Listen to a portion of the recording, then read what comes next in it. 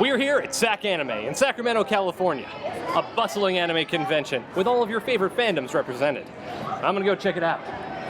Friends will be made, alliances forged, and things might not always be what they seem. But they will most of the time. That's generally how things work. Kaioken! Running is impossible.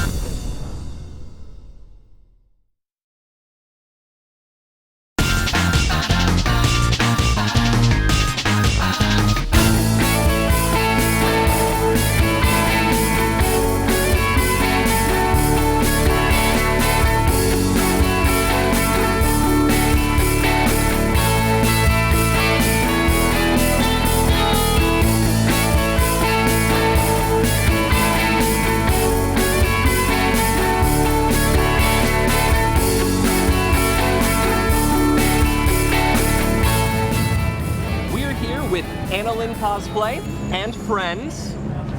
Best friends. I'm Leah. And? I'm Brooke. And it's a pleasure to have you guys talking with us. Now, I was walking by you in the convention center and went, oh my god, those costumes are amazing. Also, Powerpuff Girls. This is brilliant. Thank you. Now, what brought about the inspiration for doing the stylized Powerpuff Girls cosplay? We were just pumping iron in the gym one day. As all good stories start. All good stories start. And Anna's like, oh my god, there's three of us. And we all kind of match the personalities of the Powerpuff Girls. Okay. So we're like, what the hell? Let's make our fantasy armor from our childhood dreams. There you go. Let's just do it. So I take it personality-wise, you are the fighter, the toughest fighter. She's real sassy. Kind of the leader.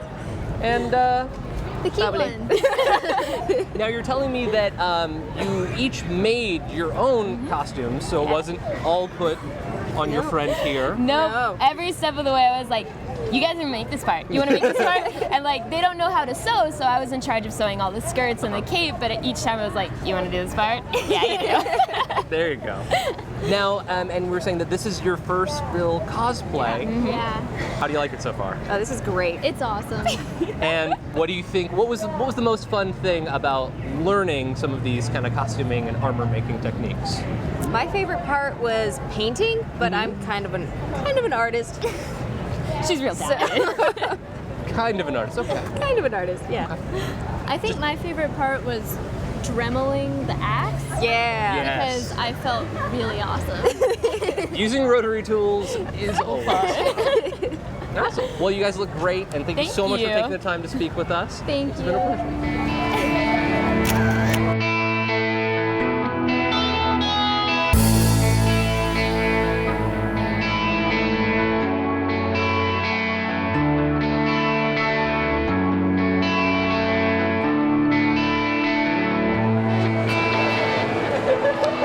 With James and James. Both of you are named James. Yes. That's the comedy joke. Now on to the serious interview. The books. Serious interview? I know, right? The books are Damage Inc. and Inheritance. Yep.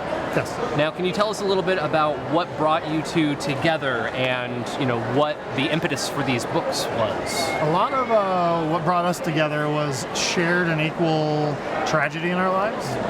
We both tend to realize that a lot of what touches us with art and stuff comes from personal struggle, and we seem to have had a lot of it in our lives. Like James here has been a survivor of, I'll let you explain to you. In 2007, I survived a rare version of lymphoma. I basically collapsed at work a month after having my first child. And when they did the x-ray, I was literally like head to toe covered in all these micro tumors. It took about a year to survive, but I did.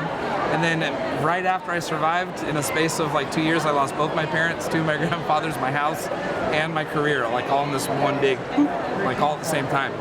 So towards the end of it, I kind of decided for myself that I was done making other people money and I wanted to do more things for myself. And I started looking for other creators to collaborate with. That's how I met James Schumacher. Around the same time he was fighting through cancer, my mother began to die. And it was a 2-year-long, stretched-out process of losing our mother. And she died suddenly on June 8th, 2009. And that threw my whole world into an upheaval. I the same as him, had worked a job that was just paying me just enough not to do anything. Yeah. So once I lost my mother, I decided, I'm like, okay, now is the time to do something in my life. And it took me a year to rebuild after the loss. And then from that point on, I took all that pain and anguish and started putting it into into short films and short stories I was writing. And then it was 2013 that we started talking. He does all my storyboards and all my films. It took 2013, we started talking about doing a graphic novel together. Yeah. And that graphic novel started as like we wanted to do horror as how horror should be, which is very guttural and very much about real people and real situations that you can't really escape. And that was the book going into Inheritance. Yes. That's how Inheritance really kind of started. And can you tell us a little bit about the book? Inheritance is a multi-generational horror story that follows a family that has a great-grandfather warlock who's been dead for 40 years.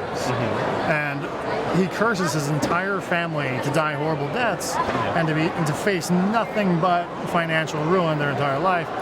So while the family is barely existing in the 1950s, they unwillingly unleash him. And then he begins to go after his own family to eradicate his own bloodline as much as he possibly can.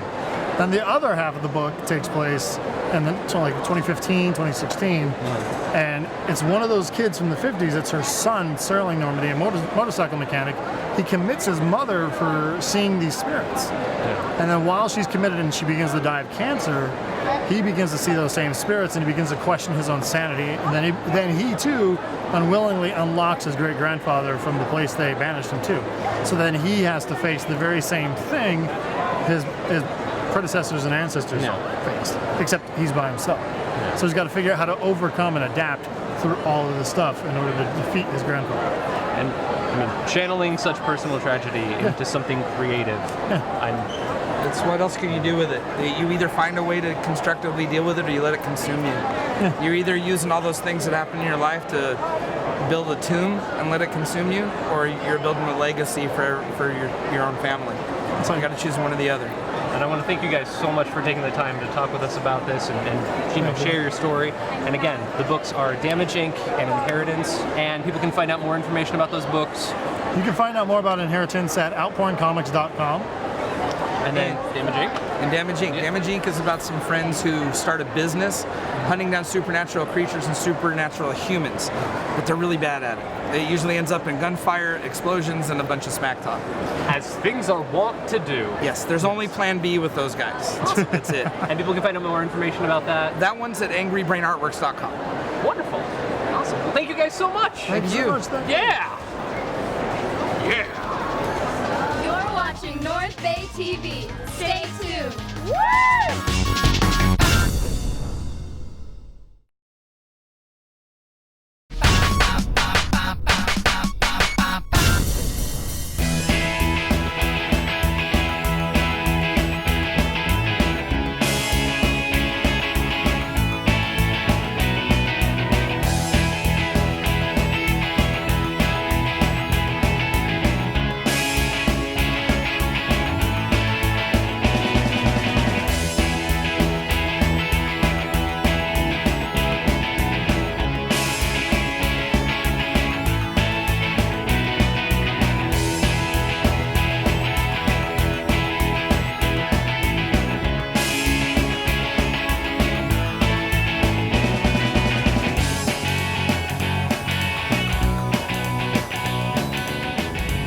We're here with the fabulous and glamorous Bacon Shinobi cosplay.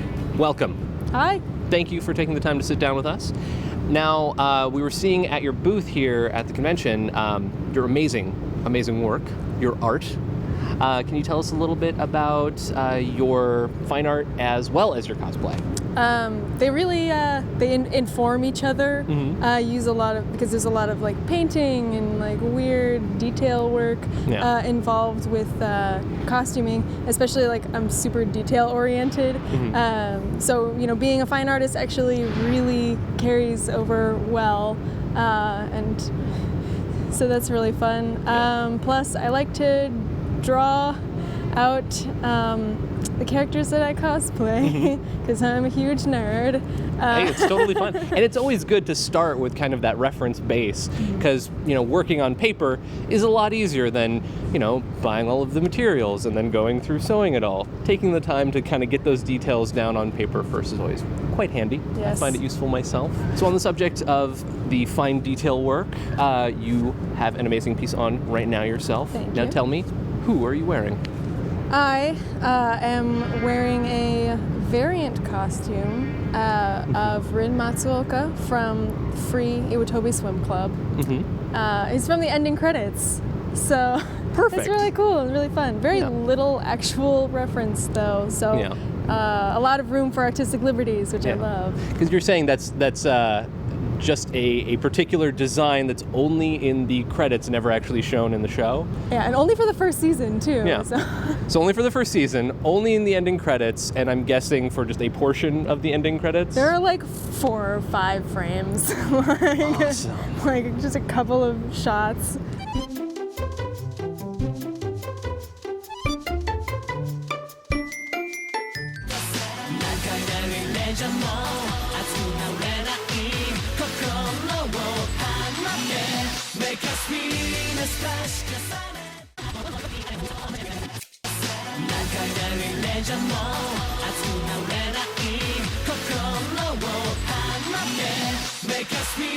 So now on the subject of that, being able to take the artistic liberty, how much of this costume was kind of your own interpretation?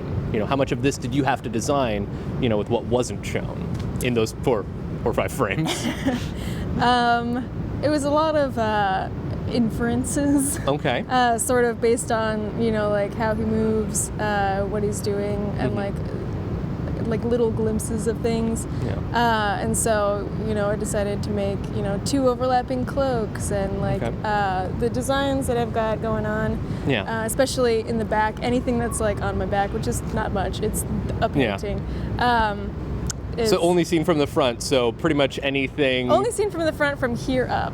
Got it. So anything below the waist or behind the character is completely your own creation. Yeah. There's some official art where he's like full-bodied, but it's very small and not very good reference. Okay. So...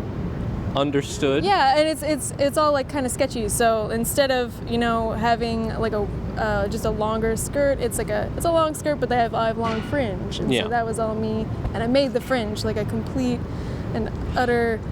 Don't make fringe. That's don't ever make time-consuming. fringe yourself. It's so very hard. time-consuming. So don't do it. Don't do it. Yeah, I cheated for time and just used some twill tape. Yeah. It's a lot easier. Yeah. I learned a lot about the time that it takes to do things to the extent that you think you should do them. This took me so long. I've got like a bajillion hours logged for this costume. That happens. Months of work. But I'm guessing you love it more than you would if you didn't spend so much time on it. Yes. And that's awesome. Although, kind of the sad part, my favorite part of this costume to wear is having abs. The sweet abs, though. My sweet abs. Those are sweet abs. Well, yeah. I don't have abs like that. Wish I had abs like that. Well, considering they're just makeup, you too can have abs as glorious as I these. do own an airbrush. Make it happen.